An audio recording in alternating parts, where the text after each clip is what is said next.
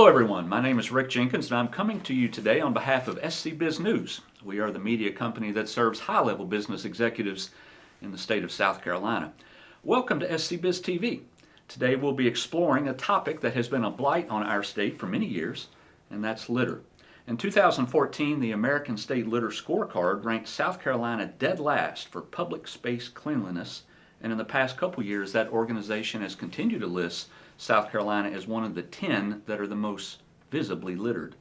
Palmetto Pride is a nonprofit organization whose mission is to fix that problem. They exist to eradicate litter and promote beautification in South Carolina, and they've been fighting this battle for 20 years, 20th anniversary this year. Sarah Lyles is the executive director for Palmetto Pride, and Pamela Evett is the state's lieutenant governor. They both join me now. Welcome. Thank you. It's good to have you here. I know you both are busy. You drove over from Columbia this morning. I did. That's okay. And you're probably on your way to Columbia. Yep. After this, but Right. this is something that's near and dear to my heart, and Sarah and I have teamed up since I've been lieutenant governor. So thank you Oh, you're welcome. for bringing a light to this, because You're I welcome. think people don't realize exactly how it impacts our state. One of the reasons that we're here is a month or so ago, you and I were talking, and you told me that litter is a passion of yours. Tell me why that is. Because I love beautiful things. I drive around the state an awful lot now, getting from place to place, and the more I drive, the more I noticed just the litter across our state. And I had my office reach out to Palmetto Pride, and I said, we need to do something. Because as a business person, and as a mission of this governor and our administration is to keep growing South Carolina. South Carolina is open for business. And if you were looking anywhere in the country or in the world, right, to put a business down, wouldn't you want it to be a beautiful place? I mean, Right. you want to make sure that you're going to attract your employees from wherever you're moving to Right. want to come here. Right. And- you talk about beautiful places, and our state motto once was an on-license place. I don't know if it still is, but smiling faces, beautiful places. And I put a question mark behind beautiful places because sometimes they aren't. But it used to be our motto. Is it still on plates, by the way? No, I don't think it's think on our it- plates no. anymore, but maybe it should be, right? Maybe it that's should a be. that's a good point. Yeah, let's bring it back. I don't think it is. Yeah, exactly. But I think we have to hold up to that motto then, right? That's true. Agreed. Sarah, Yes. 20 years ago, University of South Carolina got a new football yes. coach. Some dude named Lou Holtz, right? Yes. Lou Holtz strutted in here, and one of the first things he said, kind of an offhand remark to a reporter was, and I'm paraphrasing here, of course, was South Carolinian cars must be the cleanest in the world because all their trash is on the outside. Yes, he did. Well, that was controversial, but a lot of good came from a it. lot of good has come from it. One of the Yes. things was the legislature raised fines on littering, but the second thing is your organization was created, Palmetto Yes. Pride. You came a little later. I did. We started as a task force with the legislature, and then it grew to the Governor's Council on Beautification and Litter, and we became a 501c3 in 2001. I came on board in 2002, so I've done a little bit of everything there before I became director. So yeah, it definitely is still a comment that we hear, and people bring it up, and it got people talking and got Right. people wanting to do something Right. about it. So. 20 years go by, and in that 20 years, if I remember the stats right from your website, 600,000 volunteers, 71 million pounds of litter have been removed. Yes. That's a lot. It is a lot. It is a lot. So one of the reasons that we were created was to be an umbrella organization. We primarily deal with the volunteer grassroots side because it's a local issue. We talk about it and we approach it from the state level, but the more localized you're going to get your citizens involved and your local governments involved, and it's going to make a bigger impact than if I come to your town and say, well, you need to clean this up. So what we really want is to engage people on the local level. But to do that, we have to work with local governments and work with state agencies and work with our governor and lieutenant governor, and y'all have been amazing to work with. Because we have to let everybody see that it is a bigger issue, and it's also something that has to be dealt with. We can't just ignore the problem, and we can't rely solely on volunteers. We have to have infrastructure in there to take care of the issue That's right. on many levels. Lieutenant Governor, is litter pickup in the state budget? So there is money that goes over to Palmetto Pride, and that kind of filters into it. But everybody has cleanup in their budget, state and local.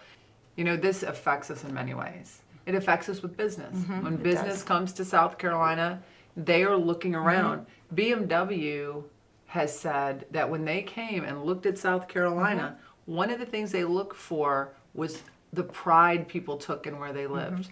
And they drove around and they looked at homes, they looked at how people kept the area, because they knew that if they had pride in where they lived, that pride would translate over to a pride in their work. And that was a key factor that brought them to South Carolina. So had they come and had trash been everywhere, Right. we may have lost BMW. And what a travesty that would have been. That would have been, but are we not prideful? I understand that in some areas are cleaner than others. We do a Right. good job on our beaches, I think. Of course, we better. Right. Maybe you feel differently. Let's get to beaches in a second. But are we not prideful in our rural areas? Well, we are, but I think one misconception is that you can, create a program and it solves the problem overnight, or that it doesn't cost anything. You look at city centers and Hilton Head and Horry County and some of these areas that they pay for litter pickup. And we don't want to just focus on pickup. We want to change the behavior that creates that litter, but it still has to be picked up. Before we went on the air here, we were talking, and Lieutenant Governor, you brought up a great example of awareness, and that is that commercial that existed way back when we were kids. I think this was probably late 70s, if I had to guess. And if you are anywhere close to our age, then you would have remembered it. And that is the one where the Native American is on the horse, standing on the roadside, and people litter, and the tear comes down his face. Impactful, right? It is. It's something. It was one of the things I talked about Palmetto Pride, because I hadn't put an emphasis. My role before Lieutenant Governor didn't really create an impact for me, except within my own business and family, to not litter. So I said, what kind of programs are we doing? That was so powerful. Right. Because I think we have to educate, and that's one thing I am so happy that Palmetto Pride does, is you have to start educating children. And like you just mentioned, that was something we were told when we were little. Our parents helped instill it in us too. But, when you see those images, it kind of made you stop and pause. And to that think. image has not left us. And it We hasn't. remember it to this day. It hasn't. I'd like to step back for 1 second and add something that you said when you were asking, aren't we prideful? I think the mindset is so changed about government's responsibility, right? That government is there. They're going to fix this, right? So if there's litter or there's trash, well, it's the government's responsibility to fix it. I've been talking a lot about this, and I think we need to reframe that. Is that, you need to be involved. Do you want to be a citizen or a customer? If you're a customer, you expect somebody to do this for you. But if you are a citizen and you're proud of that, then you take it upon yourself to make sure you fix it. And I think we need to change how people think of government and let them know you can become more a part of it. Right. Be a real player in it and be a citizen. Don't act like a customer. South Carolina Litter Control Association was organized back in 1987, right? And their job was twofold, basically. One, to create awareness, and two, to enforce litter laws. We have an enforcement problem either? Well, there are approximately 100 litter control and code enforcement officers in South Carolina. 100? That's it. That doesn't sound like That many. is not a lot. That is not a lot. It's extremely difficult to catch litterers in the act. I mean, someone's not going to drive by a law enforcement officer and throw out a bag of trash. So it's difficult to catch them. And also all of our enforcement agencies from the state level down to local are they don't have the manpower that they need. I don't think they're understaffed. We work with some small communities that might have 6 police officers, and that's just not enough to tackle all of the issues. So we are working with the Litter Control Association. They're a big partner of ours. And what we try to do is to get other law enforcement agencies who might not be code enforcement, who might not be litter control, that they can also write tickets. It's a South Carolina state law. If they don't have a local code, it's a state ticket. So it's a constant challenge. 2 years ago, Lieutenant Governor, a bill was passed that reduced fines for littering, but increased the amount of community service that one should do. Was that smart? I think it was. I think what happens when you look at law enforcement, it's sad to see what's going on in our country with law enforcement, and we know that our numbers are down. We need more law enforcement on the street, and so unfortunately, litter becomes very low on their list of priorities, as it should be if somebody's in danger, right? We shouldn't be writing a ticket for litter. And I think some of it too was just the amount of fines was like a deterrent for somebody. They saw somebody littering, and maybe you look at them and say, well, these fines are so high, this person can't pay it, so pick this up. Right. And it wasn't as big of an impact. I think by lowering those, we saw more tickets go up. We did. I think as we get more and more law enforcement officers in the roles that we have open, I think that creates more time. But I went to the governor and said, as I drive around, Governor, I'm sure you do too, you see on the interstates whole pieces of a car, a bumper, like a side panel. Couch. That's right. Like this isn't accidental. I said, and I did some research.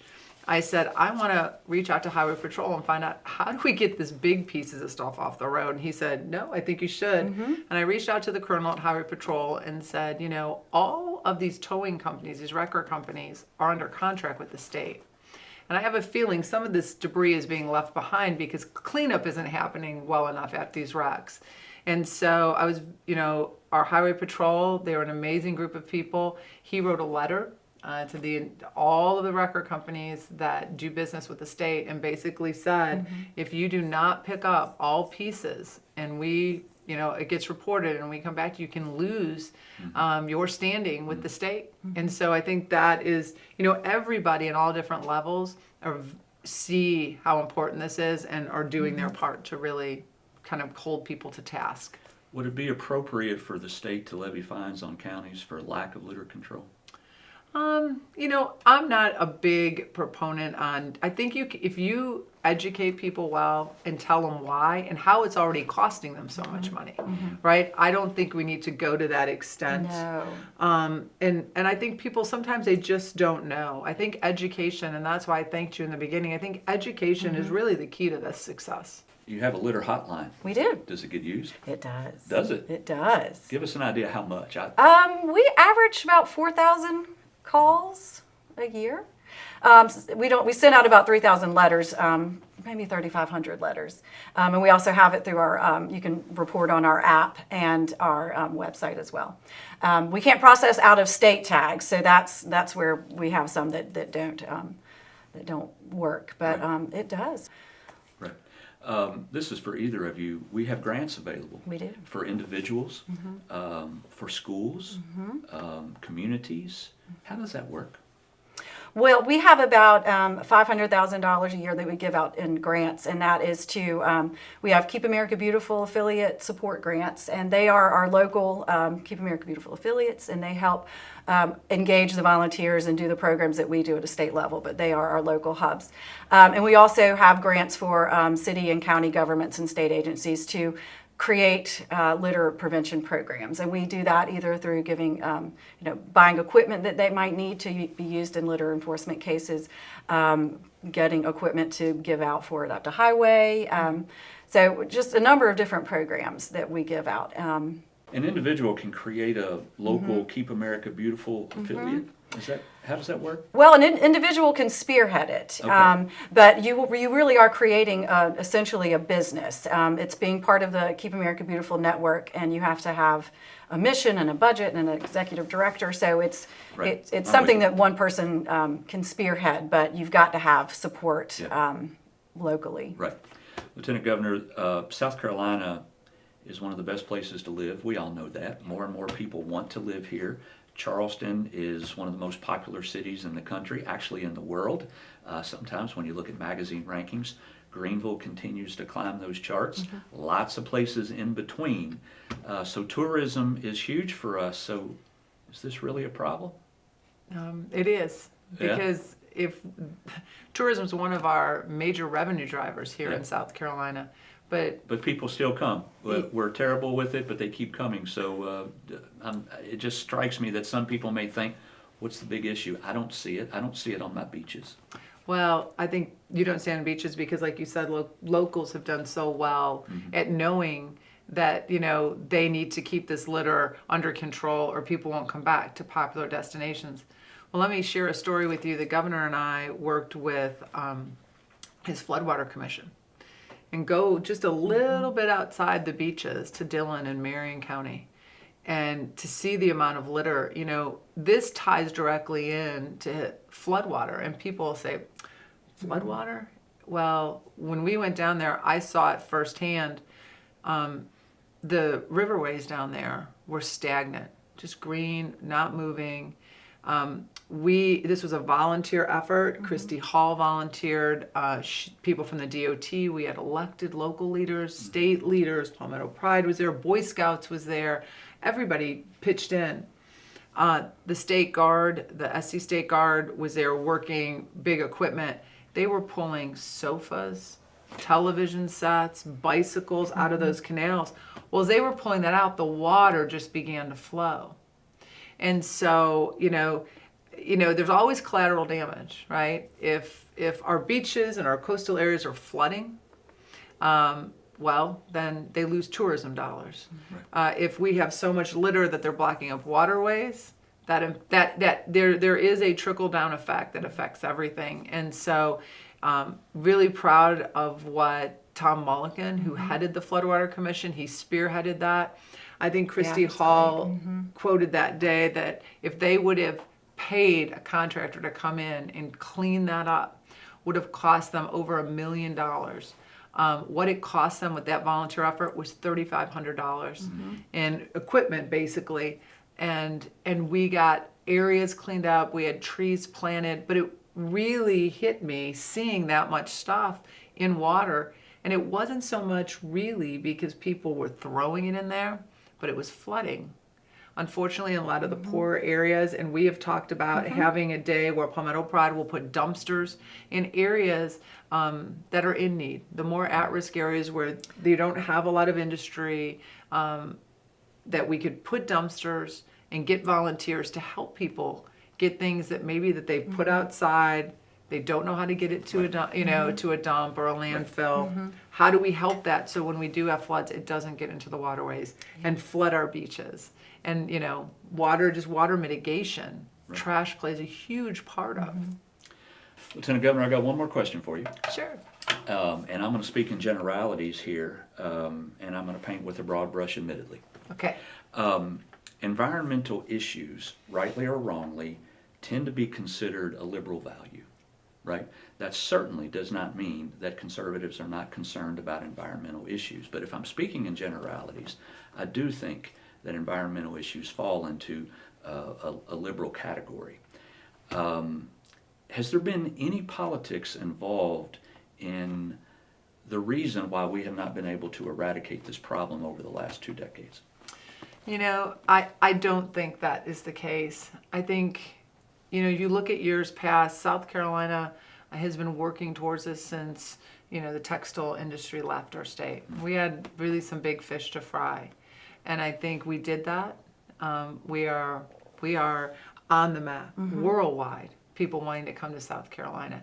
I think this ended up just being an issue that in the list of all the things we had to solve probably wasn't right on top. But it is now. Our economy is booming. As the governor likes to say, we are open for business. We are working on education. Our technical schools are the best in the world. But now we have to work on this because it feeds into all these major milestones we've hit. And we know that a clean South Carolina will help tourism. It will help draw business. We've had business, Bobby Hitt will tell you with Commerce, that have landed into Columbia. They have driven them out of the airport and have seen litter on the roads and have turned around and left. Yeah. Because they're not used to that in their countries. I think that really, when we became a player on the world stage, and we started looking at this as a deterrent to getting those businesses here, it really shined a beacon of light on it. And I think it's something we all need to work on, and we can. I think so many issues, like when we talk about environmental issues, or we talk about political issues, and we talk about things, there are things that most people don't feel that they really themselves can make an impact in. This is something we can all make an impact in. if we all said we're going to work on just a mile around where we live, if everybody did that, we wouldn't need to have a grab a bag day, right? right. Because we would be doing it all the time. If we really got to our children and educated them, if parents really emphasized to their children how horrible litter is, not for the environment, but just as a pride thing. Like, we love our state, we love where we live, and we're not going to allow that to happen.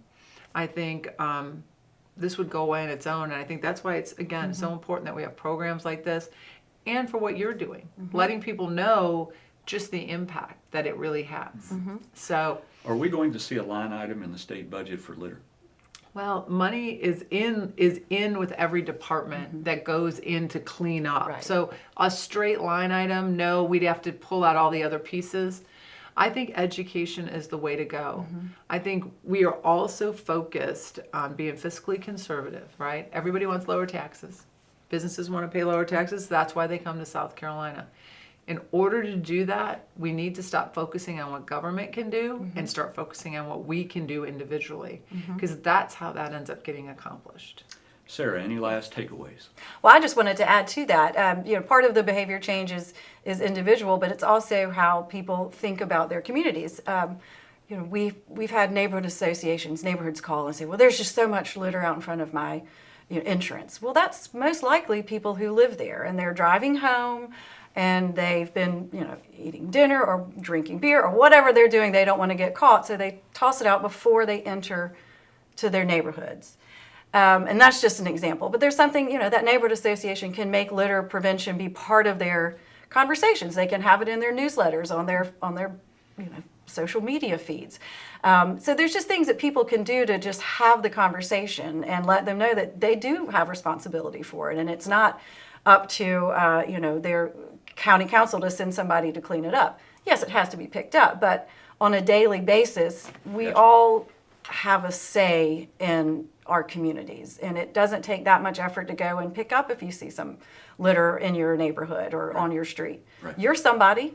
Yeah. Somebody's there to pick it up. Well, you're somebody, and you Yeah. can do that. So the more we can get people active that way and just making these little efforts, it will make a big impact. And I'd like to give a shout out here to Spinks, because when you talk about that with businesses, I reached out to their association, the Convenience Store Petroleum Association, and Stuart Spinks, they have done a They great do. job of instilling in their people keep picking up garbage, because unfortunately you'll see that more around gas stations where people are have the plastic Absolutely. bags and they're buying things and they're buying chips, and you kind of see that more, and they have put a real emphasis on training their employees to go Right. around their building and keep it all clean. And so I think that's a perfect example is. of how business gets involved to keep their own taxes down, and they have really Right. shined a light on it. Well, I think that's a good way to end it. Sarah Lyles, Executive Director at Palmetto Pride, you Lieutenant so Governor much. Pamela Evett, thank you Thank you. both